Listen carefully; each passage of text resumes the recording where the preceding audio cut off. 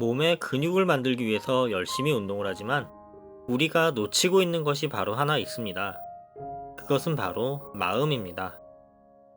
마음에도 마음 근육이 있다는 사실 알고 계셨나요? 마음 근육이 튼튼한 사람은 주변에서 하는 말에도 쉽게 상처받지 않는다고 합니다. 우리가 이 마음의 근육을 튼튼하게 만들기 위해서는 자신의 노력이 필요합니다. 오늘 여러분께 들려드릴 책은 바로 마음아 넌 누구니입니다.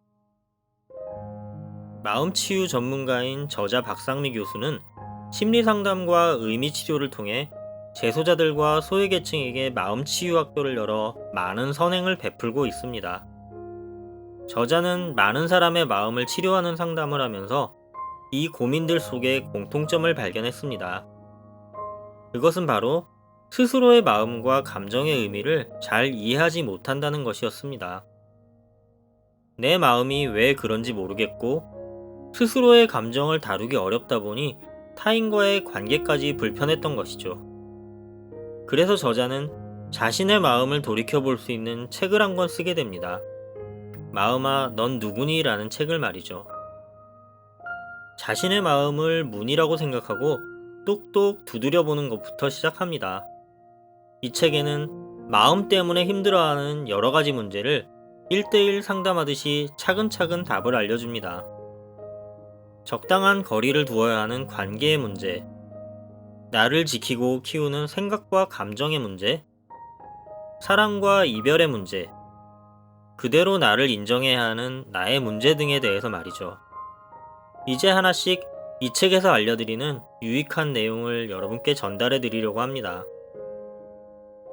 하나, 마음의 상처를 입고 힘들어하고 있는 분들이 계신가요?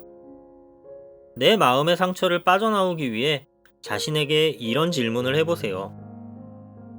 나에게 상처를 준 그 사람이 내 운명을 결정할 주체일까? 내 운명의 결정권을 내가 가질 것인가 그에게 줄 것인가 라고 말이죠. 우리는 상대의 말에 크게 상처를 받고 괴로워할 이유가 전혀 없습니다. 그것은 상대방이 우리가 괴로워할 것을 의도한 것이기에 내가 상대방의 의도대로 상대를 기쁘게 해줄 필요가 전혀 없는 것이죠. 둘, 상대방의 부탁, 거절하기 힘드신가요? 책에서는 이렇게 말합니다. 들어주면 내가 힘들어질 부탁, 거절하기 힘들어서 수락한 부탁은 선행이 아니라 나의 진심을 속인 위선이라고 말이죠.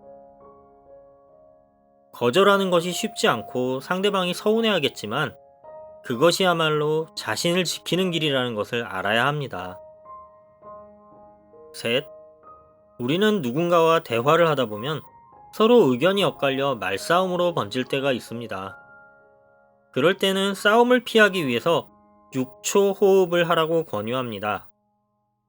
우리는 대뇌에서 자극을 받게 되면 편도체에 이것을 전달한다고 합니다.